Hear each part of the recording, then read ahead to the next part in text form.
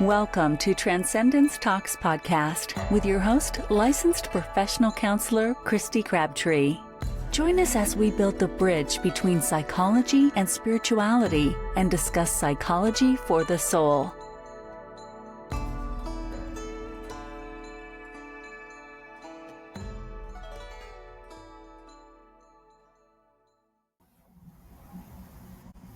Hey everybody, welcome to another episode of Transcendence Talks podcast. I'm here with Tracy Lubken. She is an intern actually who works here at Innerlight Counseling, and I'll be honest, today was a little bit of a surprise because this whole conversation between us unfolded during what was supposed to be a counseling supervision session. And we ended up just having the most amazing conversation, her and I, about life, about death, about lessons in between. I felt like we kind of like went around the whole world and back in an hour, and I felt so inspired after talking to her that I thought, okay, we've got to record this and talk more and have this conversation. So Tracy, thanks for being on. Welcome. Thank you. Yeah. So I guess I'll give a little bit of background. Tracy, you lost your dad at a young age. Mm-hmm. And our conversation was really kind of centered around, you know, your process of him dying, and really, I'm sure it didn't feel like this at the time, you know, but some of the gifts in hindsight that came out of that. So I guess if you want to start, just tell us a little bit about what was going on at your life at that time and, you know, your relationship with your dad. Yeah, so my dad was diagnosed with sacral chordoma.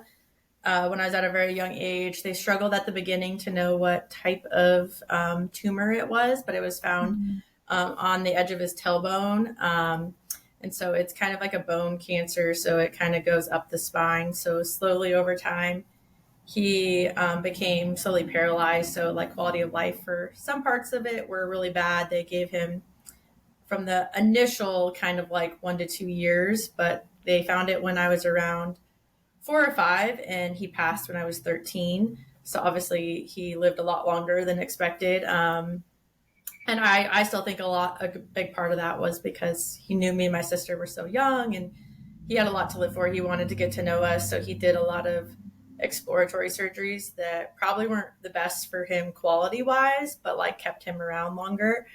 So I got to experience a lot more of my dad, and kind of living through the process of your dad always potentially, you know, going to die is a little bit different than most people's childhood. So we had a lot of discussions that your typical, you know, 9, 10, 11, 12-year-old wouldn't have with a parent because he was really sick and in the hospital all the time.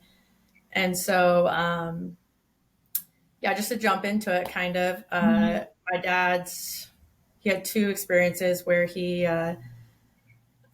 technically passed and then was resuscitated. He actually had a DNR, but we lived in a small town and people, you know, had a connection. And a lot of times we traveled for softball. So we were out of town and they wanted to save him. So he did get resuscitated twice, 2 different times. I think the first one was around when I was maybe 9 or 10. It's kind of hard to remember now, but that really started him opening up with me more about talking about himself passing, and kind of his feelings and, you know, telling me what he experienced in those. So so what happened in that first one? Yeah. So in that first one, he talked about kind of like this overwhelming feeling of like warmth and light that came into the room.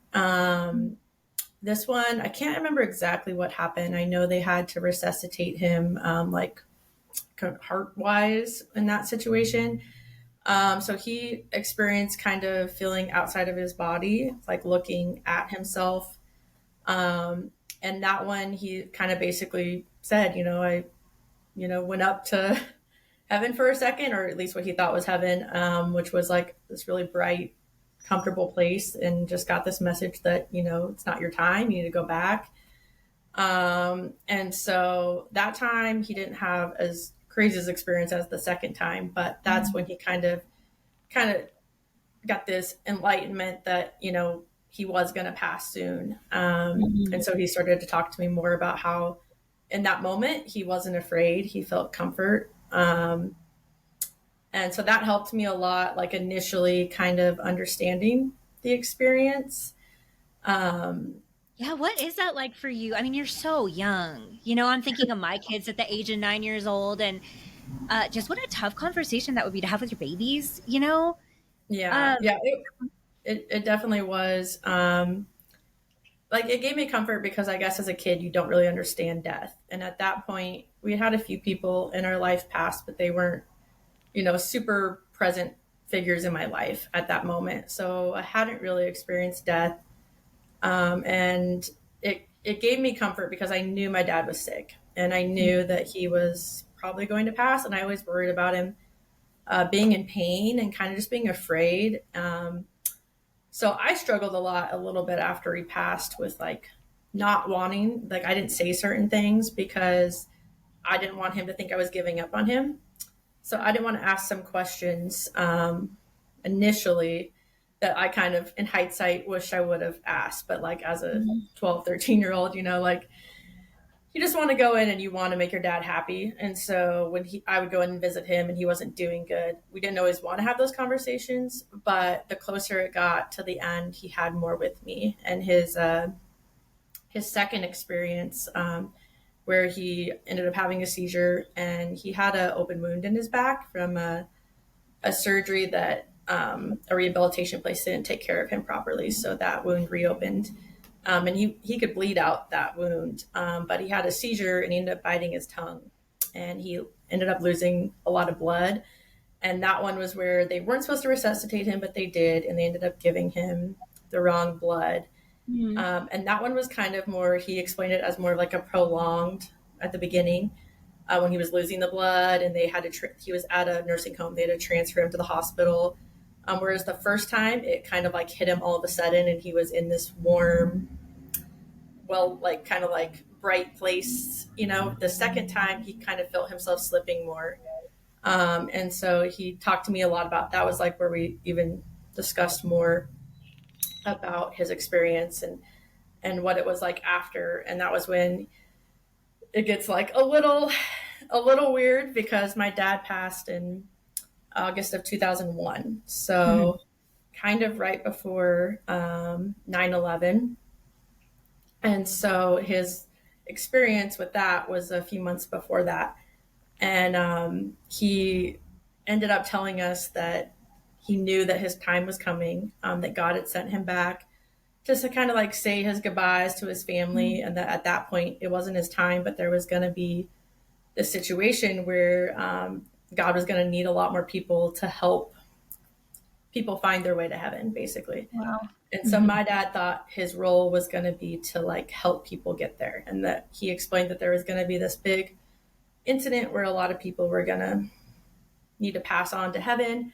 And so at the time, we thought that he was kind of crazy and we're like, okay.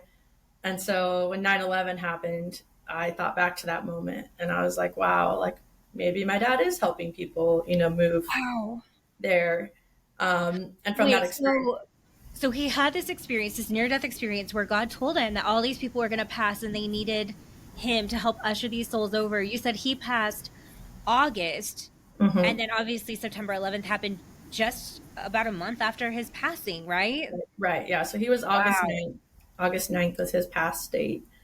And so as a kid, I thought the world was just falling apart because my dad had just passed and now this had happened. And so it was hard for me at the time to kind of see it as like a gift. Like the more I look back on it, I started to be like, oh, this is like not a coincidence. Like, I think this is, really like my dad felt that or knew that in some way. Yeah.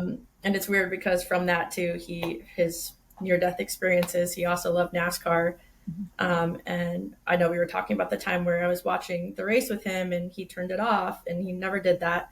And Dale Earnhardt was like his favorite racer. And so he just said, I don't want to watch this. And I was like, that's weird. And then he's like, yeah, like something's going to happen. And so he turned it off and we turned it back on later. And that's when you saw the news about the crash and everything. And my dad had said that when he was up there, basically like talking to God before it was his time, that God kind of said, like, up here in heaven, you get to kind of create your own world, and the people that you want are here. You get to meet the people you want. And my dad was like, pretty much at the end, told me like he was going to be driving NASCAR races up with Dale Earnhardt in heaven. And so when he turned that race off, and then that ended up happening, that was like my first, like, okay, maybe that's just a coincidence. Like, there's always crashes, you know, but it was his favorite driver. So that was weird. And then when 9/11 happened, I was like, okay, you know, maybe my dad did actually meet someone up there and talk to someone.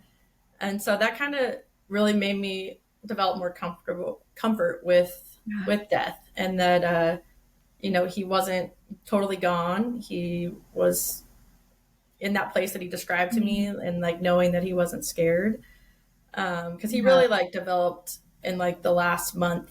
Kind of, you could tell he was more at peace with like leaving. He felt like he had told us the things he needed to tell us, and that like his job was no longer, that's what he would tell me. He was like, my job's no longer on earth. Like, I'm needed somewhere else. Wow. So you guys had such beautiful, I mean, just deep conversations, you know, especially at such a young age. Was that the culture of your family as you were growing up? No, no, it wasn't. Most of my family didn't want to talk about it. We kind of acted like a lot of it wasn't happening. And most people, and even though we lived in a small town, most people in our community didn't really know how bad things were. It was kind of like, put your best foot forward, pretend like everything's okay, don't talk about it. So I wouldn't say we were like super bonded on that situation. I noticed that my dad was always a little bit more emotional of a person. He was the hugger, and he was the get everyone together type guy, and, you know, weird, funny traditions for Christmas that he loved. So he was always more that way. But as things got worse, he definitely had different conversations with us. So his nursing home was biking distance from my elementary school and middle school. So I would go over there after school, and we would talk about stuff. And my dad was religious. He was raised Catholic. So that was a big thing for him. A lot of our conversations involved around, you know, like what's out there besides just Earth, and kind of like the things you need to do to like be a good person, and that there's things higher and better than, and not better, but higher and bigger than you. Yeah. So yeah, I would say like some of my family dealt with it and some didn't, and, you know, kind of avoided it. And so like after my dad passed, there wasn't a lot of family talking about it or sitting down and really like developing a connection over it. We kind of went our separate ways. And so I needed to talk about it. So as a teenager, I kind of wrote letters to my dad for a while. And some of them were like angry for a little bit that he left, and I felt like the family dynamic had changed. And then I kind of started confiding in some friends that I got. Luckily, I had a lot of really close, good friends that were able to handle more adult stuff, you know, because that's a lot for most kids. Had no idea. Most of my friends hadn't had anyone pass. So I just had supportive. Yeah. Yeah, it causes you to grow up so fast. You know, it reminds me too, just kind of like having those conversations with your dad when he was sick and, you know, preparing to die. Reminds me of a conversation I had with my grandma too. You know, I was an adult when my grandma passed, and she had been sick for a while, and I'd call her. She was my favorite person. You know, I'd call her every morning on the way to work. And there was one particular morning I called her, and at the time my sister was pregnant with her second child, and my sister looks like me, you know, dark hair, dark skin, dark eyes. And she had an older son who looks like us, dark hair, dark skin, dark eyes. And she's pregnant. And so my grandma just wanted to live long enough to meet the baby. And she had expressed that quite a bit. And this one particular morning, I was driving to work, and I called her, and I was like, how are you? She goes, I am so good. She goes, I had the most beautiful dream. I go, yeah, what did you dream about? And she goes, oh, Christy, I rocked and held your sister's baby all night long. And I said, you did? And she goes, "Oh, I did." She goes, "Oh, honey, he's going to be beautiful. He's going to look like James Dean with his blonde hair and these blue eyes." And I'm thinking, "Oh, she's out of her mind." You know, I was like, there's Yeah. no way on this planet that my sister's going to have a blonde hair, blue eyed baby. Like, all our babies look like us. And Yeah. so, I just thought, how sweet though, right? Like a sweet sentiment. I know how bad she wants to meet the baby and she wants to be there. So, that was over the summer, and flash forward, she passed away and my sister was still pregnant. She did not get to meet the baby. But when my sister went into labor and I went to go meet the baby, I tell you, I looked at that baby's eyes, and he was born with these piercing blue eyes and this blonde hair. And the tears, like I couldn't even hold back the tears, because that was the first place my memory went, was to my grandma's dream. And I thought, whoa, this universe is so beautiful. Like, Yeah. so gracious, right? Like, it allowed, like, they crossed paths on the yellow brick road, and I feel like where God gave my grandma and the baby this opportunity to meet and granted that wish, and I didn't get to realize that and really integrate what that meant until after she passed away and after that baby Yeah. was born. But man, it hit me like a ton of bricks in that moment. Yeah, that's how I feel like a lot of things have for me. Like I look back on conversations we've had, and I'm like, oh yeah, that it gives you more belief in it, I guess, when things align. And of course, it could be like just chance, but sometimes like it's better to be open to believing that like maybe not everything's chance. Like maybe they did get the opportunity to see these things, and I feel like my dad kind of did, because he kind of just told me like, you're going to be surprised where you end up. And he very much like gave me comfort, saying that, like, I still remember to this day, like he said, to not feel sad for him, because for him it would be like seeing me tomorrow, basically. Like he basically explained like time up in heaven, as in like it passes really fast and they get to be like a part of your life and see things.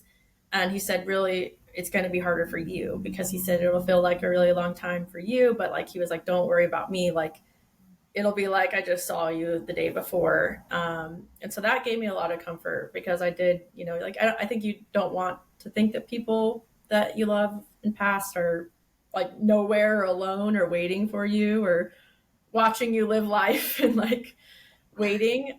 So that really made me feel like comfort in a way. And like just the way my dad lived life, like he, was dealt such a kind of a bad hand at a really like young age. And I now as an adult, I think back and I'm kind of like how do you lay in a bed paralyzed for, so long and like put on a happy face every day your kids come and not break down and all these things. And I just know that like if he had the chance to still be around today, like he would be doing like amazing things. So it really, I think when you've had grief in your life, you're able to live life in a different way eventually. Like at the beginning, it's really hard, but you kind of take less things for granted, and you learn to like love deeper and to be more open and to like really be in the moment, because like you just know like how fragile life is. And yeah, just like kind of knowing that that person's with you. Like I also feel like, like I want to have more happy days, because I feel like I am carrying him with me, and he is part of my experiences. And like, it's just like, what testament am I doing if I'm just constantly sad about it, and, like not living, especially with my dad, since he also during his time on earth was also sick. So it's like, I'm able-bodied, I'm not sick, I'm healthy. Like I should be out doing things that, he would want to do. And that was kind of one of the things he said, like, do the things I couldn't do, like, enjoy the things I wasn't able to, and like take me with you in that way. What a gift. Yeah. Like these lessons, this wisdom that he was able to impart on you before he left the world so that you could live without him, essentially. It's like he prepared you so well. Yeah. And it's hard, because it's been, like 23 years. And it's such a weird thing with grief, because people like, sometimes I've gotten the response like, oh, you're not over it. Like, your dad passed so long ago. And it's like, people don't understand that like grief I think, comes in waves or comes in transitions too. Like with life, like there's so many things I've gone through that, your parents should be there for. And so it's kind of like mourning those moments that he's not there physically, because obviously physically is always better. But as a young kid, when he first passed, I had more kind of like in tune visual kind of experiences with him, where like I thought I saw him watching a game, or I thought I saw him over here. And now more as an adult, it's a little bit more like a feeling or a song that comes on, or something like in the moment that I need it. Like they're kind of different. When I'm sad or missing him, it's a different type of feeling. And then when I'm like happy, it's this feeling that I know he's proud of me and watching. So it's like it represents differently, but it's, I still have bad days 23 years later. Yeah. And I love that you're talking about that, because it's so beautiful that the universe, God, source, what our loved ones, whatever you want to call it, right? Like gives us these signs. But you're right. I mean, we are still human, and our soul, I think our soul understands on a deep level that there's no separation, right? That your dad's with you. He's watching your every move. He's just as proud today as he was when he was able to tell you that in physical form. But we're human, and our humanness feels the separation, right? And longs for the time when we can have that physical connection with our loved ones again. And I love that you're able to just be so real about that, because it is like, just because you have that intuitive connection to your dad doesn't make it all rainbows and unicorns, and because you have that spiritual understanding doesn't mean that you're not still a human on this journey, right? That misses him a lot. And that's just so real. It's like, but it sounds like part of what he gave you is just that knowing that even in the depths of pain, like there's still so much beauty and there's still so much wisdom, and like you can find it there if you're open, right? I mean, it sounds like, my gosh, like as a little girl, right? Like you rode your bike after school to go see him. Like you made it a point to be with him, to stay open, to listen and be present with him, and during his transition. And the way you're handling grief, I feel like oftentimes people don't take those opportunities. I think these opportunities are available to all of us. But in our pain, I feel like we get so protective and walled up sometimes. And we're just kind of like this, like we don't want to look, and we can miss out on this richness and this that you're describing today if we're not open in our hearts and willing to receive it. Yeah. And I do like to share it with people. I think that, like, to me, like, it's weird because, yes, my dad is physically gone, but I still feel like he's present in my everyday thought. And I like to kind of share with people, too, just about how he looked at life and how he looked at death. And, like, of course, I'm afraid for that inevitable, too. But, like, he literally told me before he passed, we were unfortunately out of town, but I got to be on the phone with him. And it was the night before, and he ended up passing at like 5:02 in the morning the next day. And I could just tell something was different. His voice seemed just calmer. He was always a jokester, and he was just being a little more serious, but like in a calm way. And he told me, like everyone's in the room again, and this time they're closer. So he explained the one time where he lost the blood that he could see people that were important to him in his life, family, and other people that had already passed, but they were a little further away, like they were there. And then this time he said that they were really close to him, and that he felt like, he pretty much told me like, this is going to be the last time we talk. Wow. And that was hard for me. So that was difficult to hear, because it, I knew he wasn't giving up, but as a kid, I was like, I don't want you to go. So that made it difficult. But he told me, like, he said, when it happens for you, like, I'll be there and you won't be afraid. And that's what he told me. He said, I'm not afraid. I'm ready to go. And it's my time. And so, and he kept saying that whole theme of, I'm needed elsewhere. And he said, and he even said, like, you'll see why I had to go now and why I couldn't stay longer. And so, and initially I just like, I listened to all those words, and then they eventually as years went past, especially after 9/11, I was like, that has to be what he was talking about, you know? And so then I kind of understood, like, on Earth, his physical body was deteriorating really bad. And so really, I think his time for us at physical Earth was done, and he had another place to be, you know, and he just really expressed so much comfort in that it gave me comfort with it. And now when I think about that experience, like, I know that my dad will be there, and I know that even if it's a scary moment, it'll become peaceful. And so, like, that gives me a different insight on it. Like, I'm afraid like everyone else, but also, like, I just feel like I know I get to be reconnected with him in a different way when that happens.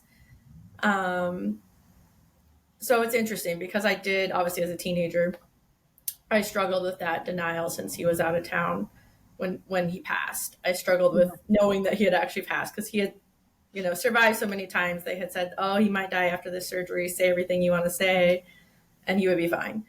Yeah. And so I kind of developed this complex that I thought dad was like a superhero and wasn't going to pass. So it took me a while to get through that denial and all the stages of grief, you know, like the bargaining, like, how do I get him back? Like, me kind of going through some, you know, like, thoughts of not wanting to be around as a teenager after that, like, kind of just thinking my world was over and nothing was going to be good again. I was going to be happy again. So it took a long time to get back to a good place. You know, I struggled with that for a while. And then I really learned, like, throughout this process, you know, I used to do certain things for traditions on things. Sometimes I decided that's just too much. I can't do that. So it's changed throughout the years. Like, I don't think you have to keep it the same. You know, if, like, I've never visited, my dad's not technically buried, he's cremated. And we chose not to put him in his actual, like, plot area because he's going to be buried with my mom. But I've never went to the physical place to do that. I kind of feel like my dad is everywhere with me. So I'll kind of just randomly say something when I'm alone, talk to him, you know, if I'm having a bad day, or a lot of times I like to be out in nature. My dad was a nature guy. So if I'm camping or hiking, you know, like, there are times where I'll look at a sunset and I'm just like, I'm having a bad day, or just, like, I call them dad days, where I'm just thinking about him more. And the sunset will be, like, beautiful. And I know that's from God, but I also feel like it's a gift from my dad. I also feel like he's up there kind of being like, I see you, you know? And so, like, hummingbirds are kind of something that represent him. And I had an experience last year where I was doing a hike challenge. I was doing 36 hikes before my 36th birthday. And I went on his birthday. I had gone on the same trail around the same time, multiple days in a row, multiple months in a row, and never seen a hummingbird, never seen anything. I stopped at the same spot to look at the sunrise every time. And on this day, there was like 6 to 7 hummingbirds super close to me, flying around.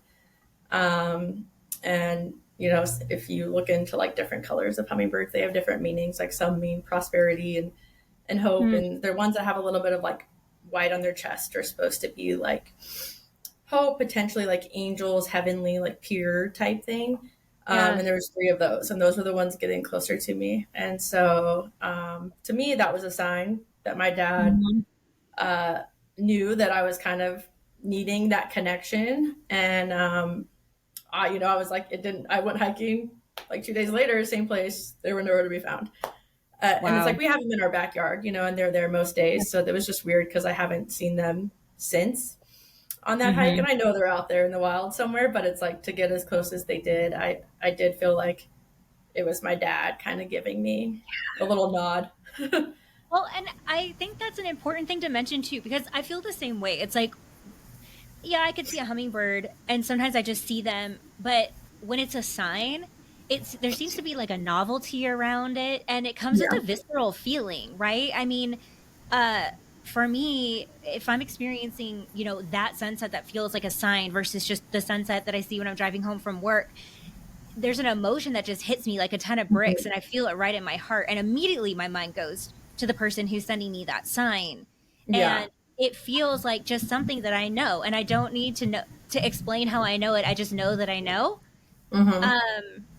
So for me, it comes with a lot of visceral sensations or emotions. Is that the same for you? Yeah, I mean, I feel like I can just explain even that day. I felt low. I was kind of just like, another birthday, you know, like me and my dad had a lot of traditions on his birthday. He was a chocolate person. So he always got a specific like ice cream cake with this fun stuff in the middle. And birthdays were a big deal for him. And we technically, like, my mom always said I was supposed to be born on his birthday. I was a month overdue. So Oh, I'm a November you 9th. were a He's month overdue. yeah, that's what she says. Uh, um, and so apparently I was supposed to be around October. But my birthday's November 9th. My dad's October 9th. Um, and then also there's a lot of nines in our family. So like he also passed on a nine, as similar with my grandpa. He was born on a 7. He passed on a 7. Interesting. So kind of some weird things there. So nines have always been like a big day for me. Like they're either good or they're bad. And so I was kind of like not looking forward to this one for some reason. I'd been going through some stuff. And so I was kind of just like not in a good mood. And like having that happen, like I immediately felt this just like release off my shoulders a little bit. Like I had tension, just like a release. And then just like this warmth feeling. Almost like, you know, like almost like my dad had like grabbed my shoulder a little bit, Wow. you know? And I had a weird experience with that, like when I was a teen, right before the night after his funeral. Actually, it was really weird. We were staying in the house. We were moving out of that house right after he passed, and he always thought that there was other spirits in the house, and so did I a little bit. Like it was in a town where there's, you know, a lot of people had lived in the house before. Oh, interesting. What did you guys experience in the house? Just weird things like falling off shelves that were like fully on the shelf randomly, you know, like I had really bad nightmares as a kid. There was like a murder suicide that happened in that house long ago. My dad started researching it when I had the weird dreams because it was kind of creepy. Were they related? I know this is like a little off topic, but I mean, were your dreams like related to the murder suicide? My dad thinks so because I like it was like I would see a bloody old woman that would yell at me, like wake up really loud. She would scream it, and I would wake up, and there wouldn't be anyone there. But so she was like only in my dream, and I would wake up like in a fright, like so nervous. And my dad ended up finding out that, you know, that a husband had killed his wife and then killed himself. And they were older when it happened, and she had passed in that room that I was staying in. No way. Yeah. And so after that, my dad was like, okay, you can sleep in my room sometimes if you're, you know, having these dreams, because he was kind of creeped out by it. And so I used to have nightmares in there. So that had stopped once I got a little bit older. But I remember staying in that room that night with my friend that was staying over, and we had like a weird thing where a box like fell off, and we're like, why did it fall off? It was all the way up there. It's just weird. And I was like, we're not staying in this room. Let's go stay out in the living room, because I hated that room. And so we went and stayed out in the living room, and my friend was by the TV. We had like blown up air mattresses, and I was going in the kitchen to grab something, and I went to go open the fridge, and I thought it was my friend that touched me on the shoulder. Like it literally felt like a physical sensation, someone touching you. So I turned around and I was like, what? And no one was there. But it felt weird to me because it felt like a comforting feeling. Like I wasn't scared. Right. Yeah. And so I chalked it up to it being my dad. Yeah. And kind of my dad saying like, yeah, stay out in the living room. And we actually had his ashes like in the living room that night. And so I was just like, I didn't feel scared by it. So it felt like comforting to me in a way. Yeah. So you could even discern between those energies. Like, okay, dad's energy, dad's hand on my shoulder feels safe, comforting, warm, where this other energy in the house did not feel that way. Like, my God, did your dad ever get the priest in and like do some kind of like banishing of these spirits? Like, that's so creepy. No, he basically just told me like that you have my dad really believed that you have control over what you let into your world. And so he just kind of said, like, go to sleep with positive thoughts and like tell the person that they're not allowed here, and like in your dream if you can, and wake up and say that they're not here. And I ended up doing that. And sometimes I would run into my mom and dad's room and, be like, I had a dream, like, and I'd make my dad go check the room for the bloody old lady. Oh And so he would have to check the room. But it got better. And I don't know if I think he really just believed that, like, kind of if you're open to negative energy will find you. Mm-hmm. And so he just worked with me more about, like, you are safe. No one can get in, like all these type of things. And so it went away. I think when I was like, it's weird because it kind of went away a little bit actually when my dad went to the nursing home, which is weird because he was no longer there. But I also stopped kind of sleeping in my room. I would like sleep out on the couch, or my mom would work late and I would sleep in their room. So maybe it's because I wasn't in the room as much. Wow. But yeah, that our property was kind of weird in Payson. So going back, I mean, you had mentioned, having these experiences of your dad from the time he passed, up until even now, getting signs from him still, on his birthday. What was that like for you, and how has it kind of evolved over time? I think as a teen, like I said, I had more of like the visual sensations of seeing him, where like I would be looking out into a crowd when I was playing softball, and I would be like, oh my God, that's my dad's hat. That's his shirt. That's him. He's watching. And I'd almost forget that had passed. And I would be like, I want to get all these out so I can run there and see if that's my dad. And then as I would get closer, it would be looking like someone else.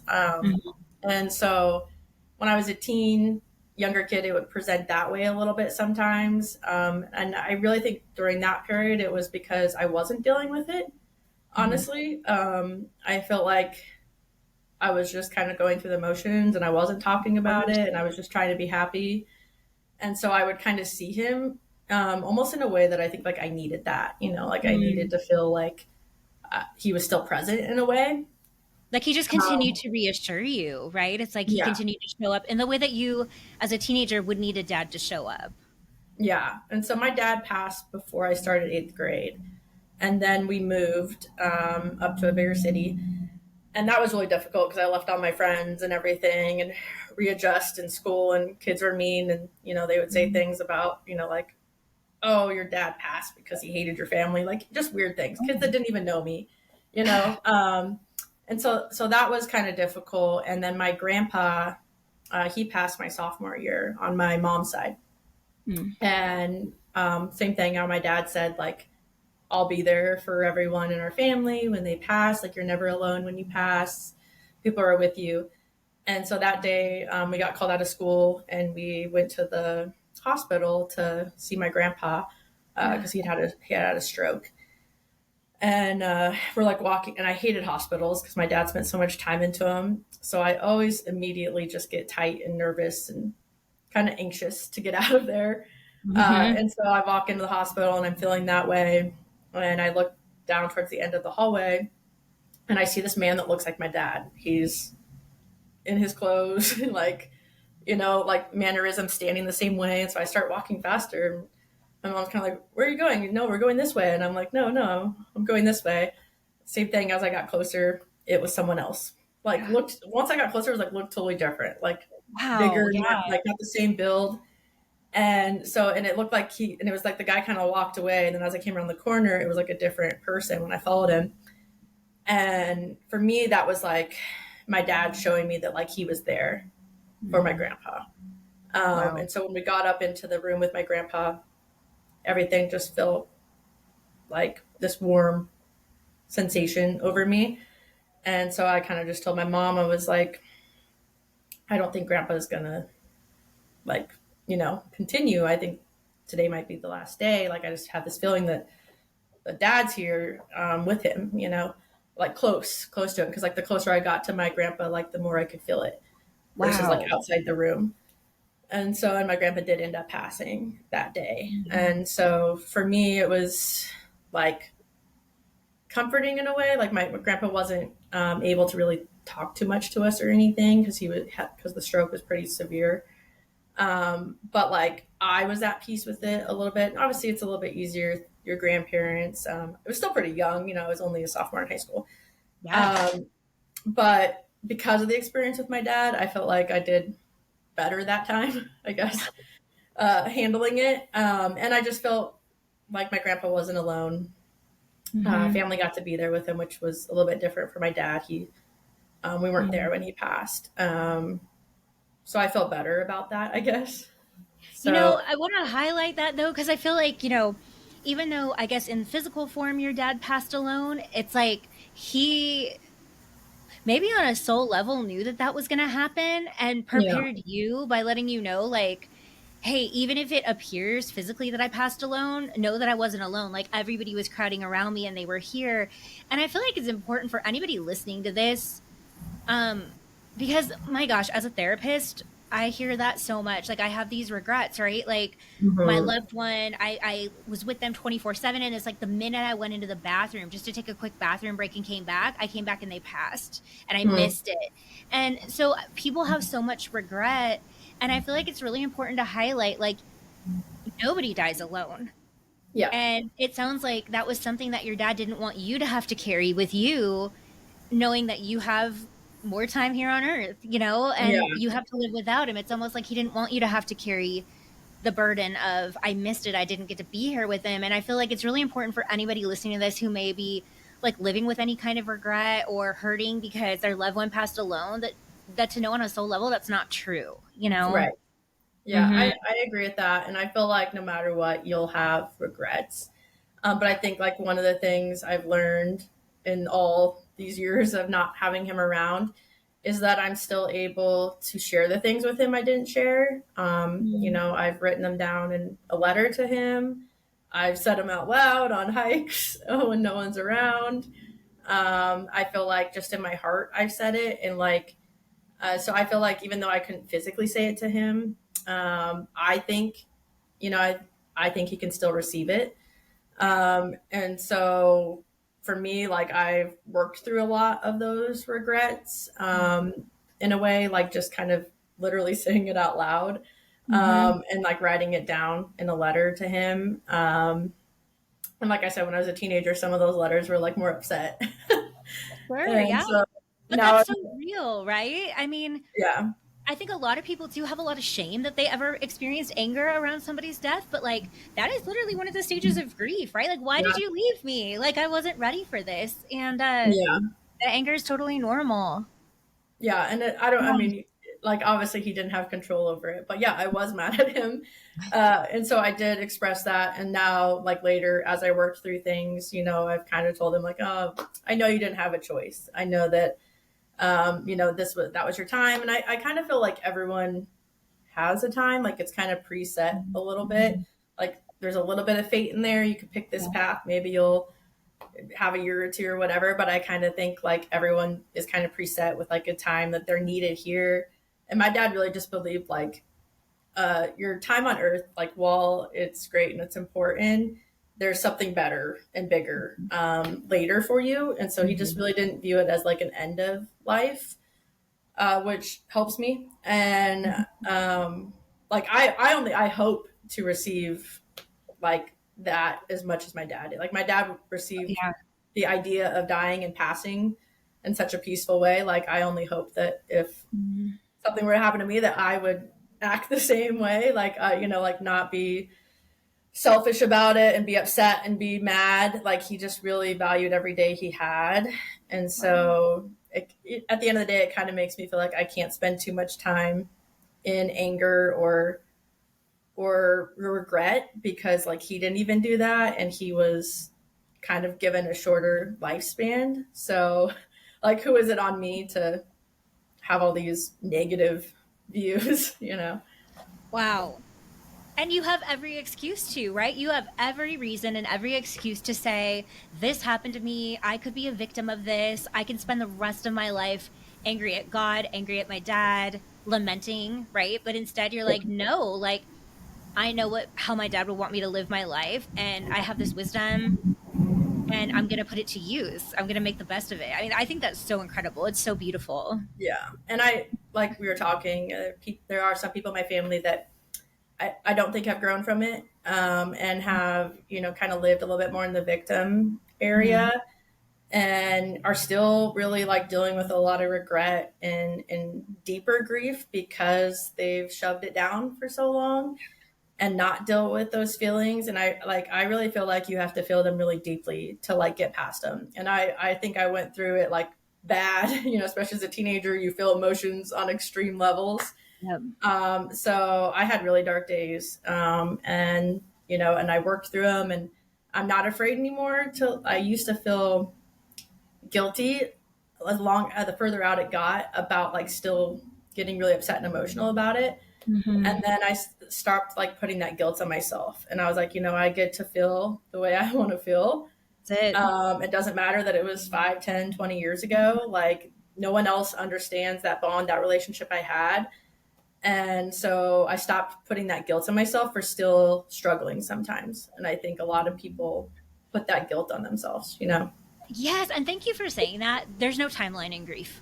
0, right? I mean, I think a lot of people have that expectation that there should be some kind of timeline, like I'm grieving and now I'm not. Yeah. And that's just not true. That's a fallacy. And it's not to say that the grief doesn't, like, especially from hearing your story, the grief evolves, the grief shifts, we integrate the grief, and then we create a new normal in our life, but there's still a void. Yeah. Our physical body, our physical mind, and our emotions still miss that person, even if we've integrated. Yeah, you really have, like, it's one of those things where it's like with grief, you have to get up and get moving because you spend time stuck, but the world keeps going. And so I think that's the hardest part of grief, is really getting past that point where you actually get going with life. Like you stop living in the past a little bit. And like, I think some people spend a lot of time in that, and that's when grief can, I think, become just like not beneficial to your life in a way. Like, you don't turn it into something better because you kind of stay stuck in that time. And it takes a while to get out of it. But I think like once you get kind of on that other side of really like living for those people and realizing that like you still have life, and that living a happy life doesn't mean that you don't miss them. And it's not making them mad that they want you to be happy. Because I feel like a lot of people struggle with being happy because they feel like it's like kind of dissing that other person, or like, you're saying you don't miss them. And it's like, that's the exact opposite. Like once you give yourself the freedom to be like happy again and feel like, and you stop thinking that it's going to make it look like that wasn't a big loss to you or that didn't matter. Like, I feel like you've moved on to that like bigger step where grief can now become something that like enriches your life in a way where you live each day like better, and like you carry them with you in a positive way versus like not living, and that's where it's like, I have some family that I would say like haven't really lived since my dad passed, like kind of stayed stuck in that grief and didn't feel like it was okay to grow and change and find new adventures. And I feel like that's just like, it's a really hard place to be in because you're stuck, Tragedy, right? Because life is precious. Life is a gift. And I think our job on this planet is to figure out how do we express this gift of life through ourselves and create the most that we can with it, right? In a way that's helpful to ourselves and to humanity. And I think when we stop, when we're stuck because of trauma, because of grief, because of whatever else, may occur in our lives, it's like we squander that gift, and it's not just ours, it's what we're failing to express into the world, our potential, what we have to give back to others.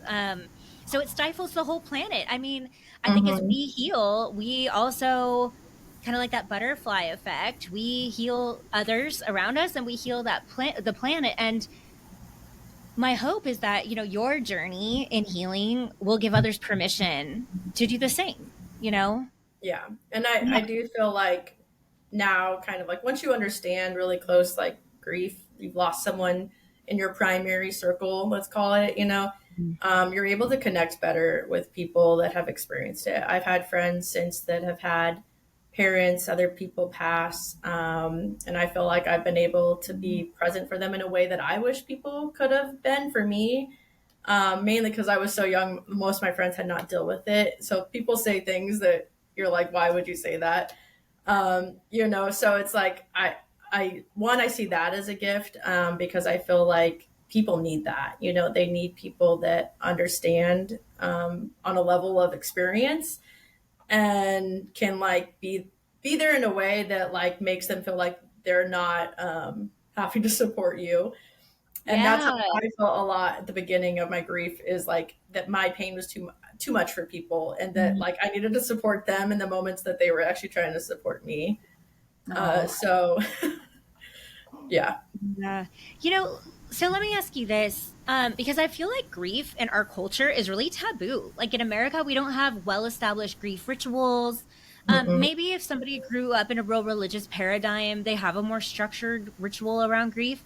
But I'll tell you, when I've lost people close to me, I don't feel like the people around me know how to deal with it either. Um, so let me ask you this from someone who's lived it. What do you need from the people around you when you're grieving? What do you want people to ask about? What does that look like? I mean, I think one of the things that I can say is there's so much support right after and up to the funeral. Yeah. And then after the funeral, it's like everyone else's life goes on, but yours doesn't. And so I've always had, whenever I've gone to funerals since mine, like I just always just like have such immense like I just feel like I know what that day looks like for that family. Going home and that person not being there for multiple days after that. They don't go back to a normal. Like you go to the funeral, and if they're not your primary circle, you go back to normal. And so I think it's checking back in with them, like giving them time to grieve, but like making sure they don't feel forgotten. And then instead of asking, just doing. So if you're Mm. going to ask, oh, like, can we bring you food? Like, don't ask, say, hey, we want to bring this over. When's a good time? Not like, because people, when you're grieving, you don't want to be a burden to someone else. So if someone asks me, I'm probably not going to tell you what I need.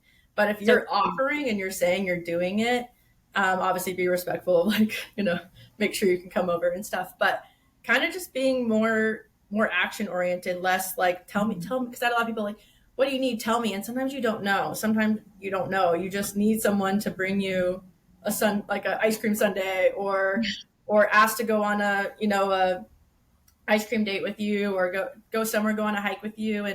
And you can say like, as a friend, I would say, I'm here for you if you want to talk about it. But if today you'd rather just be distracted, let's do that. oh, I And love just that. don't be afraid to actually say the words, like, and actually say, do you want to talk about so and so who passed? Like, I'm here for you. Let's talk about happy memories of them. And if they're not in that space, that's okay. But if you just beat around the bush and that person's really wanting you to ask, then they end up kind of thinking like, oh man, this is the first time I've seen you since, my dad's funeral, and you're acting like life's normal. It's not normal.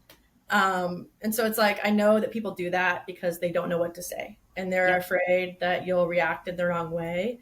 And I get that. But I think it's just like kind of being more action oriented, like just come out and say what you want to say. Say, hey, I've been really thinking about you. I'm sure you want to like talk about memories with that person, or maybe you want to share things with me. Like, I'm open and I'm available for that space. But if that's not what you want today, then we can just have fun and distract you, basically, because sometimes you just need a distraction too. Absolutely. I'm But sure some days it's just too much, and you can't spend every moment kind of in that. It feels like a well, like in that well of grief. yeah, and that's where Yeah. it's like it's good to have all different types of friends, because obviously some friends are better at distracting and doing the happy stuff, but like sometimes it's just like, especially if it's like a kid that passed, or a parent, like, and your close family, like coming in and doing tasks for those family in those darker days where they just aren't getting up and moving, like showing up and just being there, even if you sit there and they don't want to say anything to you, like just being present is like a huge thing, instead of just avoiding them. Like, they're not going to come to you they're not going to ask you to mow their lawn. They're not going to ask you to go take the car to get an oil change, like, so if you know the roles that that person had, and that if it was like a dad and he did do the, the lawn, and your family can go out and do that for that family that lost that person without really having to tell you to, like, I think that's a relief, because it's like I said, like a lot of people, I'd start talking to them and then they would be like, oh my, I don't even know what to say. And then I feel like I'm like, okay, never mind. Right. It's Oh, okay. that is gold. Yes.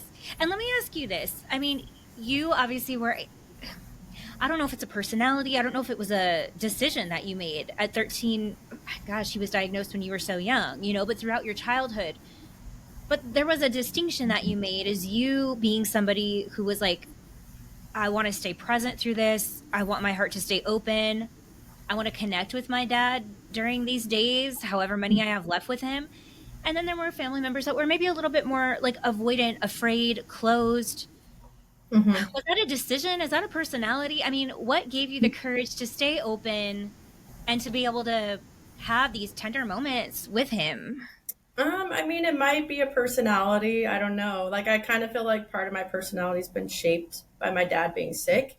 Yeah. I do feel like if he had never been, sick for so long, it might have been different if he had just passed unexpectedly or something.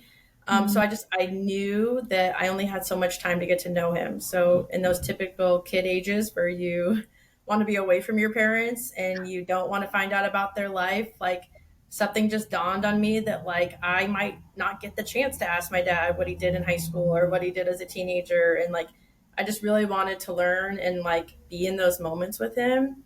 Mm-hmm. And so part of it, I don't know. It's like part of it's that life experience, but because, like, the other people in my family had the same thing, but they wanted to, like, avoid the topic of, like, your passing and just kind of be in the here and now. And I was more looking at it like, these are all the moments I get, and I have to, like, get them right now and, like, ask the questions I'll ask when I'm 20 or 30, and obviously I didn't have that full hindsight. There's stuff I would have asked him now that I'm older and understand things differently. Yeah. But yeah, I mean, I really just felt like, my dad loved life. And so I just wanted to feel connected with him. Yeah. And when we built those bonds, and I kind of let him know, like, I'm nervous for life without you. And, like, what am I going to do? And he just basically said, like, if you want me there, I'll be there. You have to let me in, Ooh, and yeah. And so that just, and I really do, I feel that there's moments where I'm like, I'm not even thinking about that. I've got so much going on in life. And then I'll have these, like, so much stress comes on, and I'm just kind of like, oh, like, I need to connect with my emotions, and I'll do something. And that's usually where I'll feel my dad. And it's like, cause you kind of tell when you're open to connecting in a way. And I just know that, like, everything is going to be okay when that happens. And normally now he presents to me in a lot more, like, happier moments.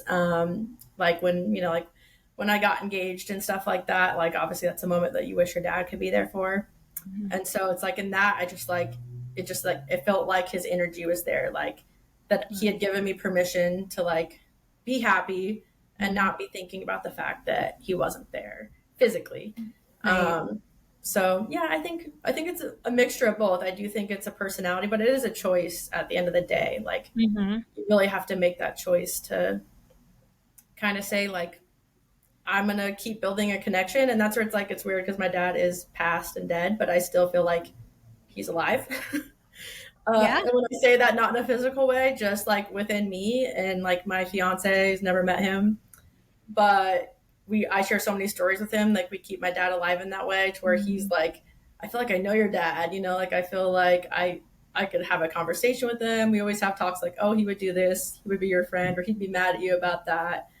And so it's like, I keep him alive. And now people can be even more lucky because they can videotape. Like, back then we didn't all have all that. So I can't remember my dad's voice. That's, like, the one thing that bothers me sometimes. But, like, I keep him alive in those memories. So I tell those stories to my fiance, my friends, like, all of those important things. And, some of the people that celebrate with me now never met him either. They'll ask, like, oh, can I go on this hike with you? Or can we eat the chocolate cake with you? And so it's nice to kind of bring him into other people's life and have him be alive in that way. And that's, if we have kids, we would hopefully still like let them tell stories about him then and kind of move him through the generations, to where he's not just someone that we don't talk about anymore. Like, I'd rather talk about it. And I think most people want you to bring up the person that passed, especially when they're past a certain point of grief. Yeah. They want to talk about that person, because they don't get to anymore. So Wow. What a beautiful tradition and a beautiful way of honoring him and honoring yourself and your own grief, by doing that. And one thing you said just struck me so much because, gosh, I think of myself at 13. I was like a mess. I didn't know anything about life. But I mean, for you to glean on to see and witness at 13, okay, dad has this reverence for life. He loves life. And I know that my days in getting to know him are limited. So I'm hungry to be able to get to know him, to ask all these questions. Can you imagine if we all just lived every day like that? I mean, because in retrospect, my gosh, it's a short ride. It feels like it's long. It feels like the days are never going to end sometimes. But I swear you blink and like 40 years just went by. And so at the end of the day, if that's the one thing that anybody takes away from this is treat people, have that reverence for life, get to know people, love people so hard while you have that opportunity, because none of us are permanent. and I totally agree. I think, I'm not perfect in that either. There's days where, I don't live every day to the fullest. It obviously gets too busy for that. But I really try to go back to that when I feel like I'm not making time for these other things. I try to remember, that, and that's something in my personal relationships. I am always really present in those moments, because I do feel like you don't know when it's the last time you might see someone, and not in like a sad way that like every time I'm like, oh my God, don't leave me, but like in a way of like, no, like I know what it's like to lose someone. I know that grief, that pain, like of letting go of someone that you loved. And so I do think it helps me be more in the moment and like kind of see some of the things that happen that are a little more trivial as not such a big deal, like That's no amazing. one died, kind of like no one died. We're all still here. We can make it better. Like when you're having an argument with a friend or something, like, is this all like tomorrow, if that friend passed or that person passed, like, would you care about that argument? And so that's kind of like the way I like to look at things, is like, why make everything bigger than it is when really like it could be your last day? And is that argument worth it? Like, is your dog that, your puppy that you got that peed on the ground, like, are you really going to care tomorrow if something happened? Like, Right. no. You're absolutely right. And I look at the world through this internal family systems therapy lens. And, when I work with clients, I see some people and their perspective on life is so guarded, right? It's so protective. Like, well, I don't want to love hard. I don't want to get a puppy because inevitably they're going to leave and they're going to break my heart. And what I'm hearing today, so they live with these protectors, these walls up of like, ooh, I don't want to love deep. I don't want to let people in because it's going to hurt so bad. And you're right. The reality is nothing's permanent. And we are all going to lose somebody that we love, or a job that we love, or a situation, or capabilities in our body that we may take for granted today in our health. And so when we're in self energy, when we can live with the heart open, and when we can really push past the fear that we're going to lose somebody, because we are, that it sounds like being able to go to those dark places, go to those fears and turn into them liberates us to be able to express love, to tell the people that we appreciate them while we have the opportunity to do that, to love our dog, to, whatever. I agree wholeheartely. Like, I wasn't open to that initially after my dad passed. I did stay distant from people. I was not the same way.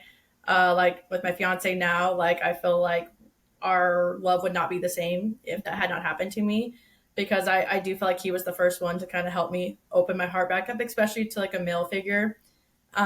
Because I was just like, no, I've only had mostly females in my life. I don't want to, lose another guy in my life. And so I opened up to that. And that was during my grieving process of kind of like really just learning to have a new outlook on life. And that same thing of like, like, I am so glad that I love my dad the way I did. And when I found out he was sick, that I didn't stop getting to know him, that I built the bond even deeper, even though it made the loss like a lot tougher. Like I'm so grateful for that. Like I would never want to not have him in my life. Like that, the pain of losing him was so horrible, but it was so much more worth it to have him in my life. And so that's how I look at all my other relationships. Like I dread the day of losing anyone that I really care about, but like they're so worth being in your life. Like that pain is worth it, you know? Boom. Mic drop. It is. It Yeah. totally is, right? Like, we live in this earth, and on this planet, we have dark, we have light, we have pain, we have pleasure, we have love, we have hatred, and none can exist in this realm without the other, unfortunately. And it seems like from the many stories I've heard of people who have, lost loved ones and had those experiences from my own personal experiences, that doesn't exist in heaven. That doesn't exist on the other side. That all there is joy and love. And we do have that to look forward to. But here, while our souls are growing and evolving, it's like we've got to dig through the mud, to get that lotus, and it is worth it. And I think if our listeners can take anything with them today, just to know that it's worth it. Yeah. And you'll experience those super lows, but if you've never experienced those, it's hard to know when you're having or when things are going really great. So I think like you have to have both ends of the spectrum. Not everything's gonna stay up on the high highs. There's gonna be waves throughout life. So yeah, and I love that you're able to acknowledge I went through some really dark times, because even though you've had these experiences that were they're sacred, right? I mean, the experiences that you had with your dad, what he shared with you, his willingness to face his mortality in such a brave way too, I really admire. And they were sacred experiences that he gave you. And it was hard. Yeah. And looking at that, both are true. It was sacred and it was hard. And one doesn't negate the other. Like there's no spiritual bypassing here. Like you did get the wisdom and the beauty that you're putting into your life today, but that didn't come without a lot of hurt and a lot of pain and a lot of dark moments, right? Like both are true. Yeah. And even now I'm more happy than I am sad, but it's like a kind of a mix, like they're happy, sad moments, that there more of them are happy. But there's a little lingering sadness down there, that is always going to be present, and that's fine. And I don't think being sad is something to be ashamed of. I think it's a good feeling in a way to feel, to feel. Yes, because that's the other thing, right? Is like, if we're going to numb out the sad and we're going to attempt to do that and deny our feelings, we're also going to numb out joy, and the ability to live wholeheartedly. And so we do kind of have a conscious effort. Are we going to allow ourselves to feel the depths of that pain so that we can thrive? Or are we going to just stunt it at both ends and live in this kind of mundane existence where we're surviving and not truly able to thrive? But the pain shaped you. Yeah. And that sadness, I like to look at it now as like, that's just like all that unexpressed love. Like that's the deepness of our relationship and of our connection.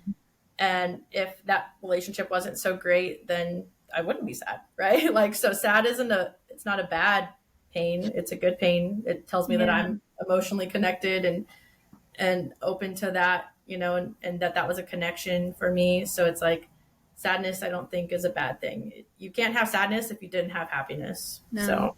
And I love what you just said. Grief is unexpressed love with nowhere to go, right? Yeah. Oh my gosh.